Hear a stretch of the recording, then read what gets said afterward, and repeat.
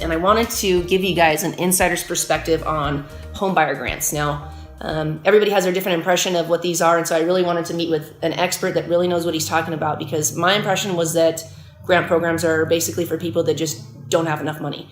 And so there's nothing wrong with that, but he's been talking to me for a few minutes here, and I'm really finding out that that's actually not completely true. Definitely. So, I mean, down payment assistance programs, a lot of people say that you need to get government assistance to use the funds, and that's just not the case. The program's available to all Nevada and Clark County residents, and essentially you can use it as your down payment or even combine it with funds. And when we look at the math and the amortization charts of your break-even points, it's usually about 8 to 9 years in most cases on the average. So it's actually relatively effective to use those programs, and it's money that you can get for free. Awesome, because that was one of, I know that the pros are obviously, getting free money, but one of the cons that held me back from really pushing this to my buyers is that, from my understanding of it, the interest rate was quite a bit higher, and so they were going to be taking a ding. So if they didn't necessarily, if they had the great credit and they had the money in their pocket, it was my understanding that it wouldn't necessarily be worth it. But what you're saying is most people move every 5 to 6 years, and it takes about 8 years for that to actually really... Right, and so that's on the average. And so for your normal loans on a traditional FHA, it's about 0.5% higher interest rate than a traditional loan would be. And for conventional, it's about 0.75% higher. And so granted, that's going to take your payment up, an extra $100 or so. But if you divide that 100 by the amount the grant gives you, that's where you get that 8 to 9 year break-even point, and to where it makes sense to go with that option as opposed to going with just a traditional loan and putting all the money out of your pocket. Okay, so give me this in layman's terms. Basically, instead of putting the down payment down out of my bank account, I could keep the money in my bank account, let it sit there, and it would take about 7 to 8 years at $100 a month to eat through that money. So I could potentially just keep a nest egg in my bank account. Correct. And then just use the state's money. That is correct. And the other thing, too, is that even if you have the down payment, a lot of times you're going to go furnish a house or do upgrades to the house. And so putting that max down payment out of pocket and then doing the upgrades, you typically run into revolving debt. With this case, if you do want to do upgrades to the house, you can actually keep some of that money outside of closing and then start doing the house renovations not on credit.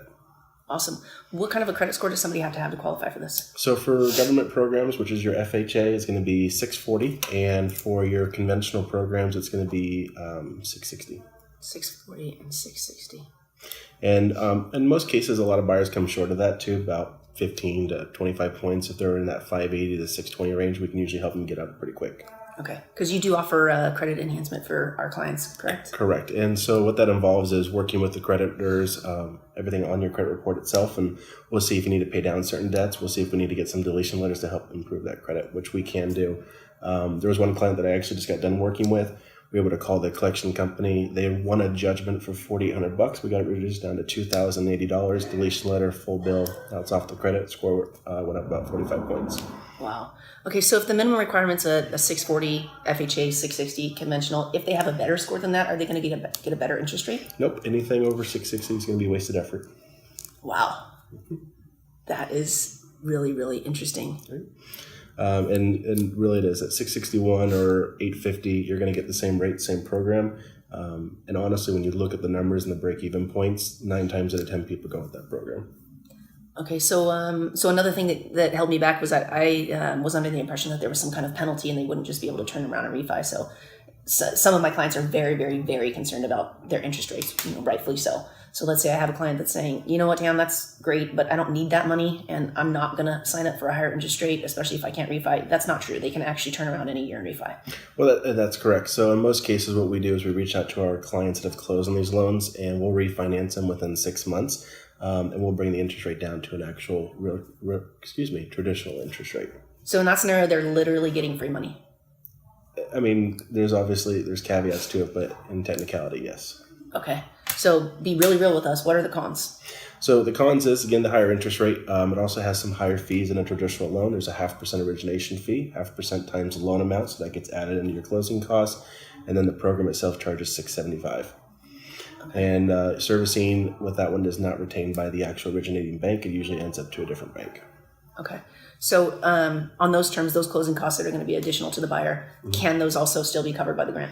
On FHA, yes. The down payment requirement for FHA is 3.5%. The grant gives 4%, so it actually helps pay some of those closing costs.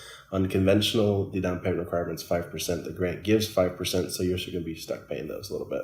Okay. But the conventional option really gives you that ability to go to the higher echelon of prices in the 300s, 350s, and still get this grant. And again, it's 5%, so we're talking $11,000, even up to $15,000 in some cases of money that goes towards the equity of your home. And you don't have to pay it back. It's a grant. It never has to be repaid once you close. Wow. It's not a silent second. There's no balloon payments later. You don't have to hold on to it for 5 years. There's some other programs, without getting too specific, but like the Culinary Union, they offer a $10,000 down payment assistance, but that $10,000 has to be repaid if you do it within 5 years, if you sell the home or refinance. Gotcha. So this one they could refinance in a year. Right. Wow. And then this doesn't put any restrictions on our negotiations, right? I could still go out and negotiate for closing costs to be paid for by a seller for one of my buyers. Sure can. And so when that happens, when we have the grant and the closing costs, it's not uncommon. We have clients move in between $2,000 to $3,000. Wow. And that's realistically happening right now. This is such great information because I know that, just generally speaking, I think a lot of people think that grant programs are for people that are broke, people that just have crap credit, and for cheap houses. And you could actually, they advertise it at $400,000. There's some catches to that. The closing cost and the purchase price have to be $400,000 or below. So really, we're looking at a purchase price of approximately $380,000. But that's a pretty decent sized house in Las Vegas. Yes, it is. And again, if you use the grant, you do the get closing costs with the seller, you can move in for $4,000 to $5,000, where that type of a house would require $20,000 to $25,000 out of pocket at a minimum. Wow. Okay, so in addition to the down payment, let's say we used 100% of the grant money for a down payment, and then I was able to negotiate for my buyer for the seller to pay 100% of the closing costs. Besides hard costs like a home inspection and an appraisal fee, we could potentially be walking into a home with almost no money out of pocket. If that were to happen, it'd be under $1,000 in most cases that you'd be walking into. And again, you don't have to pay the money back. That's pretty incredible. So I know you've sent me a lot of information on rent versus buy, and from my own experience with my clients in my own house, I know that it's just, there's a massive difference. You save so much money buying a house versus just renting a property that you're just throwing money into somebody else's pocket. Right. And so the big thing, and a lot of people look at renting and buying, that it's cheaper to rent, and it's really not. And the other thing too is, other than just buying and having money that goes towards your savings every month to equity of the house that you own, let's be realistic for a second.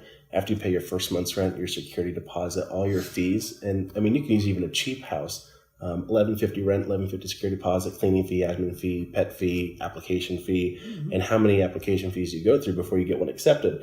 Nonetheless, in most cases, it adds up to be just over $3,000. And in most cases with the grant, we can get you in under $3,000. That's incredible. I think it's hard for people to understand unless they've, owned a house or had a dream of owning a house, but it really just is a different feel. Like when you have your own house, to be able to paint it the way you want, put the flooring in that you want, decorate it the way you want, put nails in the walls, not worry if your, kid freaking kicks the wall and scratches it. Right. That, and a lot of people get rid of their pets because they have to when it comes to renting. And when you buy, you can take all your pets with you. As hard as it is to believe, we do have a pamphlet put together as well that all you have to do is, reach out to us, and we'll send you this pamphlet. It's about 7 pages, has some real life examples in there of exactly all closing costs, down payment, add together. After the grant comes in, and seller credits will show you what you really need to get into a home. And that's a free pamphlet that we're sending out too. Awesome. We'll put that up on the website. Tell us your email address and phone number. All right. So Andrew with CMG Financial. Email is a.leavitt@CMGFI. Cell phone 702-467-1244. Awesome. And actually, I think this is so valuable that we're not just going to give this away for free. We're actually going to put it into an offer and let people that are really, really serious about learning a little bit more about this actually reach out to you in person. So they'll have direct access to you. Sounds good. All right. Thank you so much. Appreciate it.